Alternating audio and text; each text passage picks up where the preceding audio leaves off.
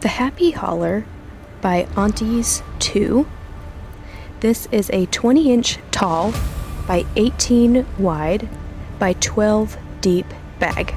This pattern is listed at a intermediate level. In the collection that is used for this bag is the Pickleball Champ by P&amp Textiles. Up first we have a copper colored grid pattern, followed by we have pickleball paddles as well as the pickleballs on a cream background with a retro colorway.